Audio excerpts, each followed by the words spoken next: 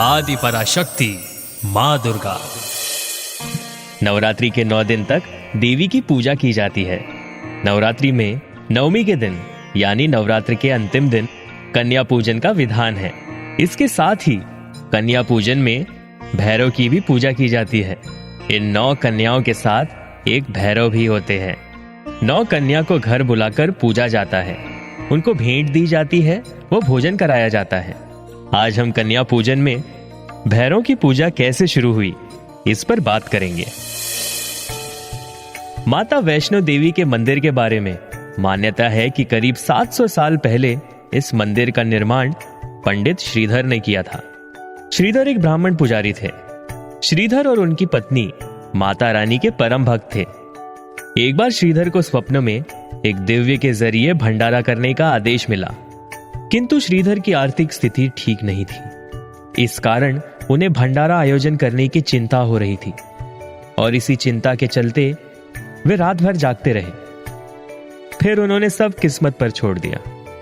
सुबह होते ही लोग वहां प्रसाद ग्रहण करने हेतु आने लगे।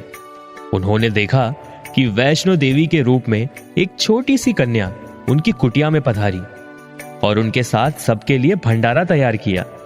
गांव वालों ने इस प्रसाद को सम्मान पूर्वक ग्रहण किया और इस प्रसाद को ग्रहण करते ही सभी गांव वालों को संतुष्टि प्राप्त हुई, किंतु वहां मौजूद भैरवनाथ को नहीं। जब माता रानी भैरवनाथ को खाना परोसने गई तो भैरवनाथ ने कहा कि उन्हें मांस खाना है और मदिरा पान करना है। उस वक्त माता ने उन्हें समझाया कि यह ब्राह्मण का घर है और यहां भोजन में मांसाहार नहीं किया जाता, किंतु भैरवनाथ अपनी बात पर अड़े रहे। माता रानी ने उनके कपट को जान लिया था।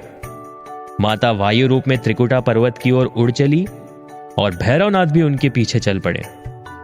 मान्यता है कि मां की रक्षा के लिए पवन पुत्र हनुमान भी थे। जब हनुमान जी को प्यास लगी तो माता ने उनके आग्रह पर धनुष से पहाड़ पर बाण चलाकर एक जलधारा निकाली और उस जल में अपने केश धोए। आज के समय में यह पवित्र जलधारा बाणगंगा नाम से प्रसिद्ध है। इसके पवित्र जल को पीने या इसमें स्नान करने से भक्तों की सारी थकावट और तकलीफें दूर हो जाती है। और इस दौरान माता ने उस गुफा में प्रवेश किया और 9 माह तक तपस्या की। भैरवनाथ भी उनके पीछे वहां तक पहुंच गए। उस समय एक साधु ने भैरवनाथ से कहा था कि तू जिसे कन्या समझ रहा है वह आदि शक्ति जगदम्बा है, इसलिए उस महाशक्ति का पीछा करना छोड़ दे। भैरवनाथ ने उस साधु की बात नहीं मानी। तब माता गुफा की दूसरी ओर से मार्ग बनाकर बाहर निकल आई। आज ये गुफा अर्ध कुमारी या आदि कुमारी या गर्भजून नाम से जाना जाता है। अर्ध कुमारी के पहले माता की चरण पादुका भी है। यही वह स्थान है जहां माता ने भागते भागते मुड़कर भैरवनाथ को देखा था। गुफा से बाहर निकलकर कन्या ने देवी का रूप धारण किया। माता ने भैरवनाथ को चेतावनी दी और लौट जाने के लिए कहा, लेकिन भैरवनाथ फिर भी नहीं माने। माता गुफा के भीतर चली गई।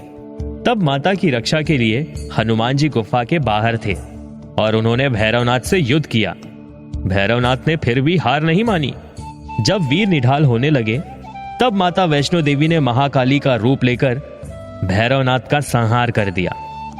भैरवनाथ का सिर कटकर भवन से 8 किलोमीटर दूर त्रिकुट पर्वत की भैरव घाटी में गिरा। उस स्थान को भैरवनाथ के मंदिर के नाम से जाना जाता है। कहा जाता है कि अपने वध के बाद भैरवनाथ को अपनी भूल का पश्चाताप हुआ और उसने माता से क्षमा मांगी। माता वैष्णो देवी जानती थी कि उन पर हमला करने के पीछे भैरवनाथ की प्रमुख मंशा मोक्ष प्राप्त करने की थी। उन्होंने न केवल भैरवनाथ को पुनर्जन्म के चक्र से मुक्ति प्रदान की, बल्कि उसे वरदान देते हुए कहा, मेरे दर्शन तब तक पूरे नहीं माने जाएंगे जब तक कोई भक्त मेरे बाद तुम्हारे दर्शन नहीं करेगा। उसी मान्यता के अनुसार आज भी भक्त माता वैष्णो देवी के दर्शन करने के बाद करीब 2.25 किलोमीटर की चढ़ाई करके भैरवनाथ के दर्शन करने जाते हैं। जिस स्थान पर मां वैष्णो देवी ने हटी भैरवनाथ का वध किया वह स्थान पवित्र गुफा अथवा भवन के नाम से प्रसिद्ध है। इसी स्थान पर मां महाकाली दाएं, मां महासरस्वती मध्य और मां महालक्ष्मी बाएं पिंडी के रूप में गुफा में विराजमान है और इन तीनों के सम्मिलित रूप को ही मां वैष्णो देवी का रूप कहा जाता है। तो ये थी माता रानी वैष्णो देवी और भैरवनाथ की कहानी। आप सुन रहे थे आदि पराशक्ति मां Durga, only on radio city.